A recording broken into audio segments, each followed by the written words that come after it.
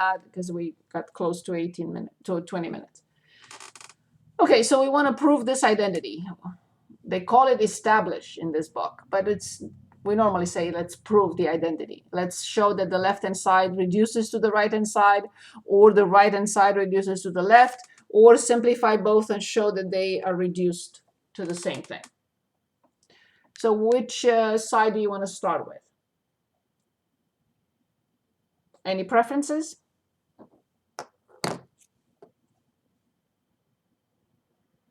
Anyone, please? Left. Okay, perfect. So if you want to start with the left-hand side, I already have changed cotangent into 1 over tangent, which is 1 over, and we have to remember this formula. It's an easy one, right? So it was tangent plus tangent, so it's 2 tangent theta over 1 minus tangent squared theta. This is the double angle identity. Of course, I have to flip it, and I have 1 minus tangent squared over 2 tangent theta. I like this because it has one term in the denominator. Every time I see one term in the denominator, what will come to mind? And we discussed this and we had plenty of examples like this. What comes to mind when you see a fraction and the denominator is one term? What have we done in the past? We separate them. Thank you, brilliant. Thank you, Axel. I appreciate it. 1 over 2 tangent theta minus tangent squared over 2 tangent theta. Excellent. Okay, now, what can I do with this? The 1/2 stays in front. They both have 1/2. But I see cotangent here. Is there anything I can do to 1 over tangent to make it look like cotangent? Is it possible? I know it's a silly question.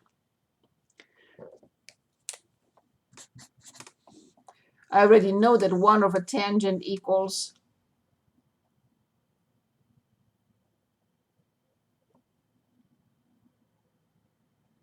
please, anyone? 1/2 tangent theta.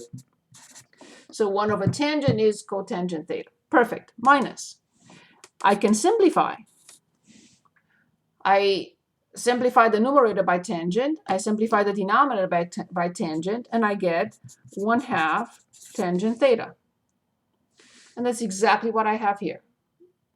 The only thing is I can show it by factoring 1/2, factoring out a 1/2, cotangent theta minus tangent theta, and this is the right-hand side. And please show me where you start. Very difficult for me to, not very, but I have to figure out but here it's very clear.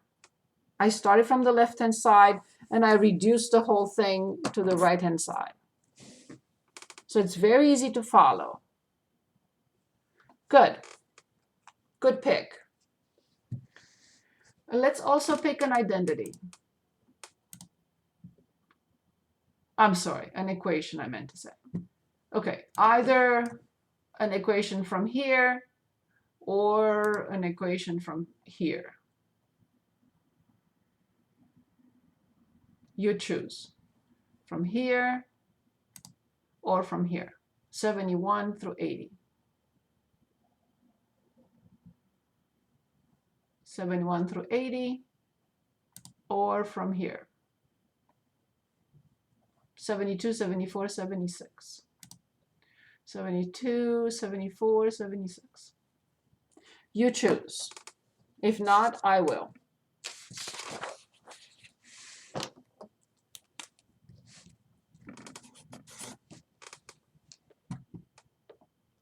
So just one more second before you choose. Any questions on this problem?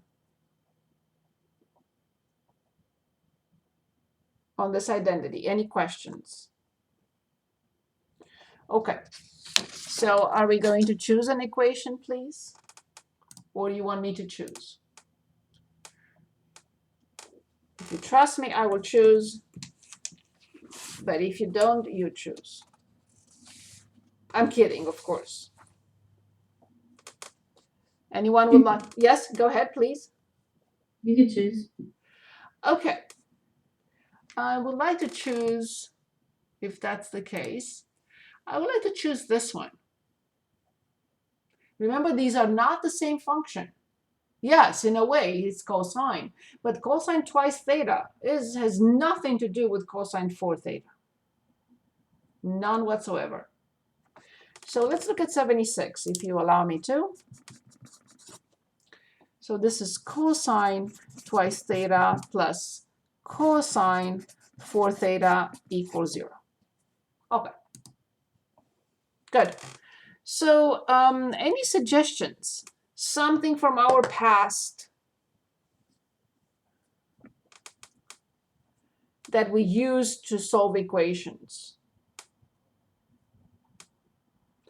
Anything that comes to mind that we used for regular equations, algebraic equations? We used the method some time ago. And I'm going to point out to this and this. This is the argument of this function, and this is the argument of this function.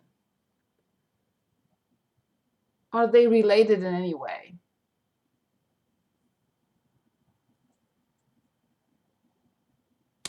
What I'm getting at is, if I call this alpha,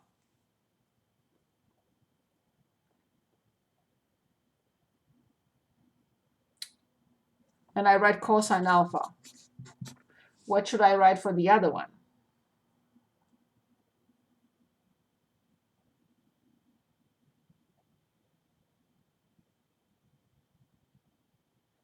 Cosine alpha squared. Careful.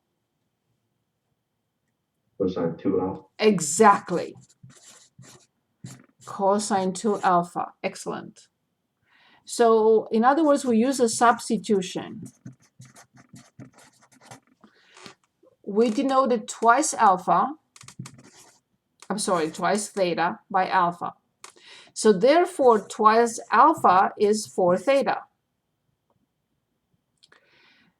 Now, I will change this using one of the three identities. Identities, correct. So we have three identities for cosine twice alpha, but I would choose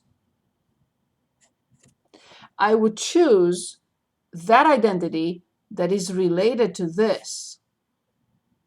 Which of those three identities is related to this only?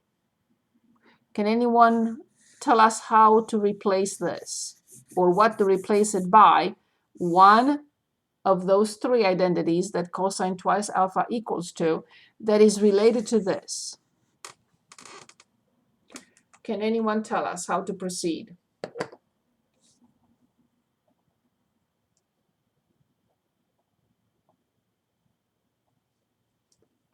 Anyone, please? You have the identities in front of you. I'm sure they are on the handout, at the beginning of the handout 6.6. So what do I replace cosine twice alpha by?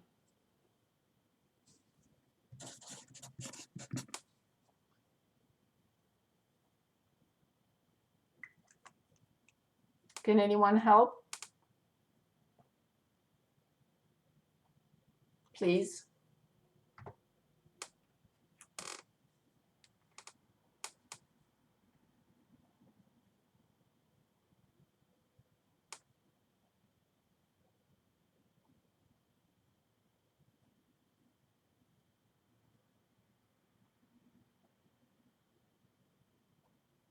Can anyone help with the identity? Which of the three identities for cosine twice alpha we have to use here?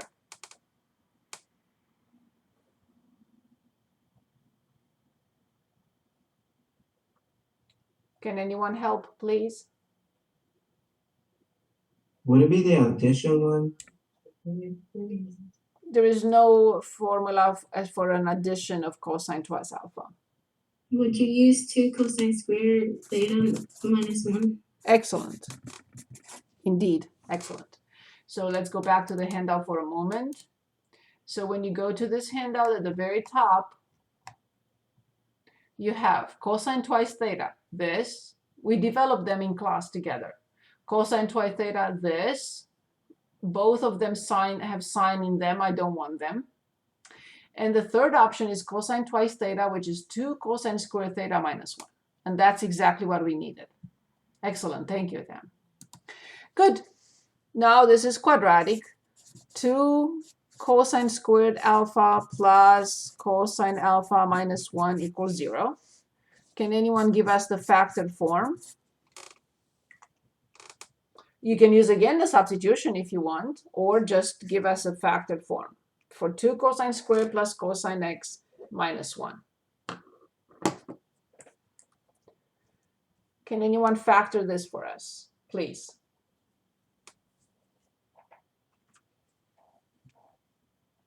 Two cosine alpha plus 1 cosine alpha minus 1. Excellent.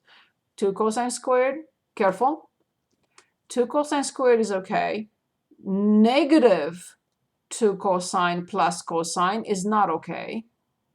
Positive 1 times negative 1 is okay. So the signs have to be switched. So this will be positive and this will be negative. Always take a moment and double check so we don't have an error, right? So 2 cosine squared is okay. Positive 2 cosine x minus cosine x, now it's okay. Negative 1 times positive 1 is negative 1. Perfect. So then we have 2 possibilities for cosine alpha. Can anyone give us those 2 options for cosine alpha?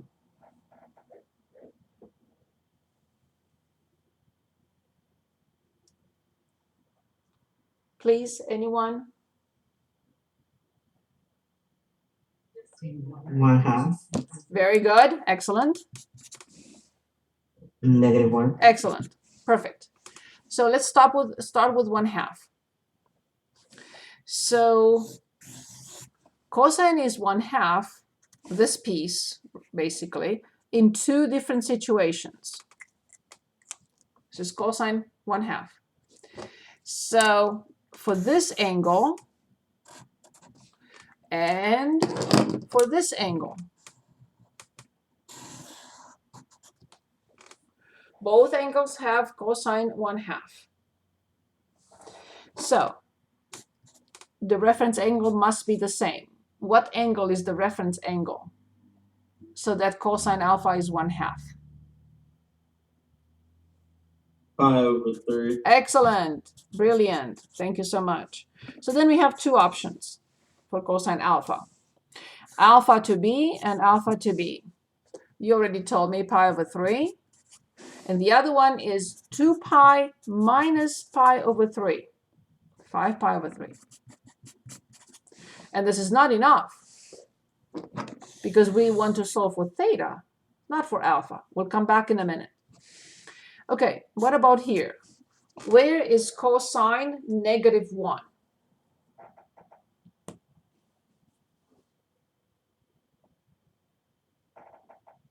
Pi.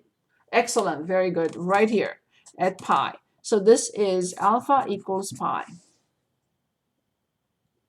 Yes, we could have added 2 pi k in all situations. For the general, I have to go back and look and see what they want, but anyway, the general is plus 2 pi k. Perfect. But this was alpha. But alpha equals twice theta.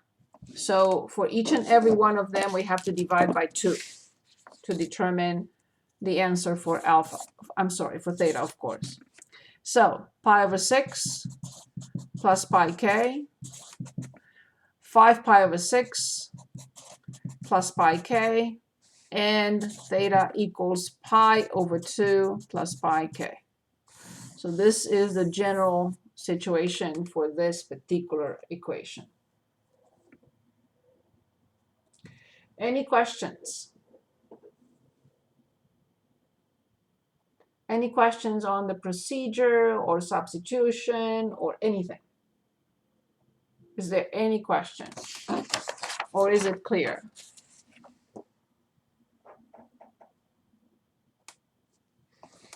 Okay. Do you think we need anything else or can we move on?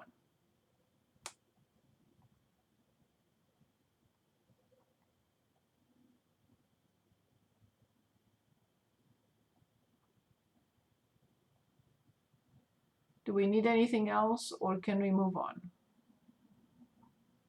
Anyone, please? Say something, please. Can we do another example? Of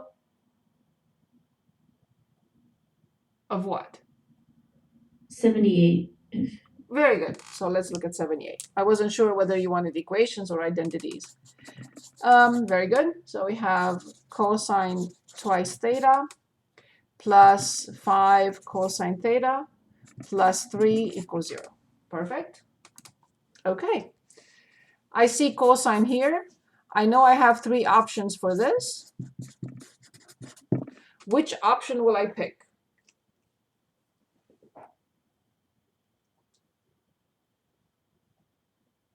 Which option will I pick for cosine twice theta, knowing that I have cosine theta in the problem? Can anyone tell us which of those 3 options we pick?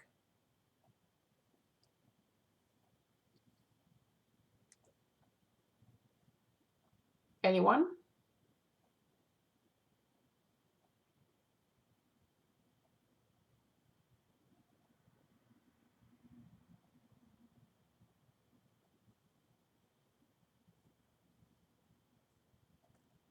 Can anyone tell us which of those 3 options we pick for, because we cannot solve the equation without using an identity for cosine twice theta.